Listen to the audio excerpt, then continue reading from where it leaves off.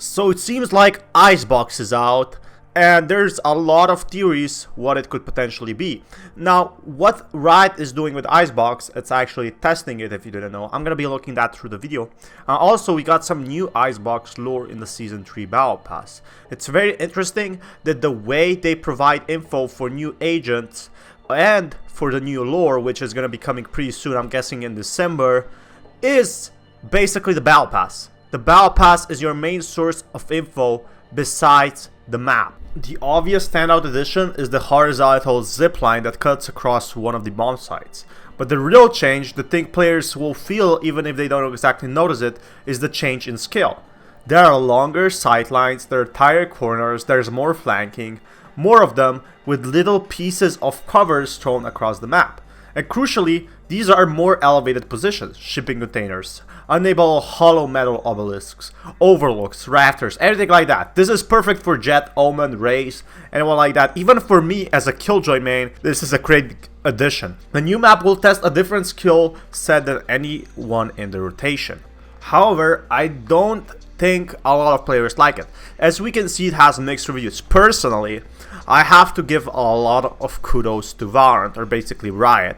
I thought this map would be basically terrible. It would be trash, nobody's gonna be playing it. But hey, that's what I was saying in my previous video before the map even came out. But after I tried the map for the first time, this is one of my favorite maps so far. Sure, it has tight corners. Sure, there could be a Jett on the roof. Sure, you could do other stuff.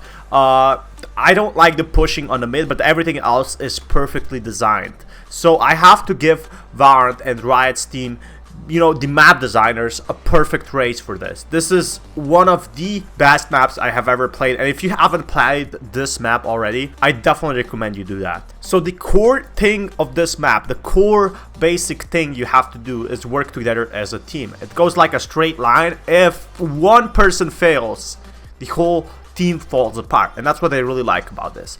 On defenders, this is perfect to play. On attackers, I think there could be some adjustments because this is a very defender map. I would say it's like 70% for defenders, 30% for attackers. I still think it's a good map. And one thing we got a lot, which we didn't get in any other map, this is the 5th map for Valorant, and it's one of the best maps I have seen.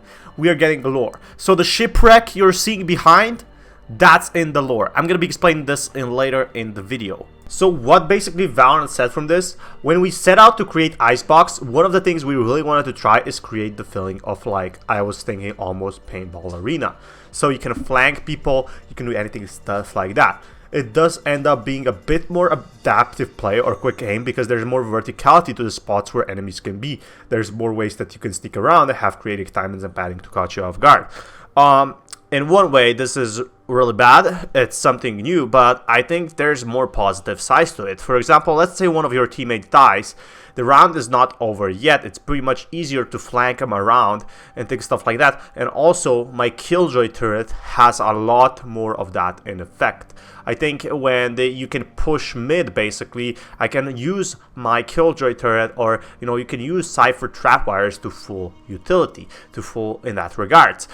There could be more intense rounds, which basically creates more of a feeling of flanking. One thing they mentioned is they're also going to be creating more maps, so they kind of want to see how the response is from this map. So they said it's a priority right now for maps to come out quickly.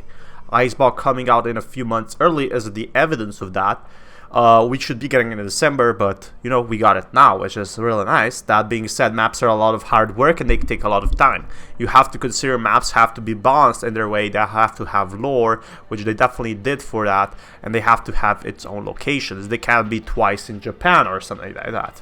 At least I expect something like that will happen until they run out of locations, like CSGO did that. That being said, maps are a lot of hard work and they take a lot of time, so we're doing our best. But ideally, what we feel right now from talking to a lot of players and pro players, designers internally and the rest of team internally, we feel like 7 is a pretty sweet spot for the competitive map pool that we want to try to hit as quickly as possible. That's really great for the best of 5. You don't have to repeat any maps, and for a competitive map pool, you know, the maps will feel more diverse. I usually love still playing on the older maps, but I definitely want to test out how it feels to play competitive on the new map. Hopefully everyone is going to be adjusted in about 2 weeks to the new competitive maps. I'm guessing a lot of players are still learning how to play Valorant. Valorant is just 5 months in. That's nothing for Valorant. Valorant has 3-4 years ahead of this. I'm gonna be creating content for the next 2 years at least, 3 years, and that's gonna be crazy basically. I really liked what they did with A site, however I don't think it's balanced enough yet. That's why they're looking into the A site and actually fixing it, because for the attackers they're very much exposed. Maybe if they added, you know, dropping down is fine, but maybe if they added some cover, so you don't basically wait for them on the A site, that would be amazing. But other than that, I pretty much like the map. So the map concept, namely the shipping containers and Arctic base fuel, didn't change much through the development cycle. But the other questions kept developers thinking and revising. I think the areas where we iterated the most, and there's a few that come to mind, is the scale.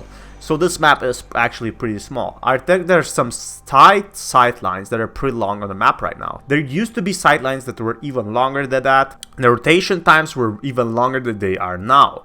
So we had to kind of try to ride the scale where it still felt manageable, both in terms of engagement and rotation times. I think to finish all this off, people that are disappointed by the map are truly waiting for something like camping.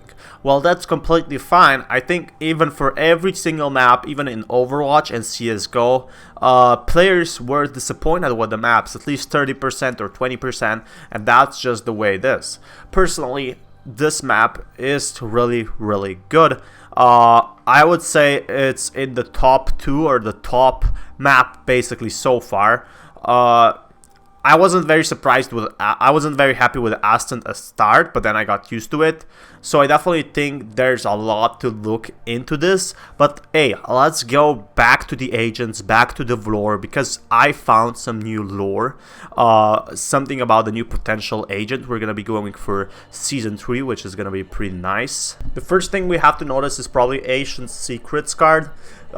This card is most likely from the shipwreck. It actually is from the shipwreck. This just proves that they came and set up their base. As you can see over here, this crane basically proves that this ship was stranded. I'm guessing there's Radianite in it because it looks like Radianite boxes.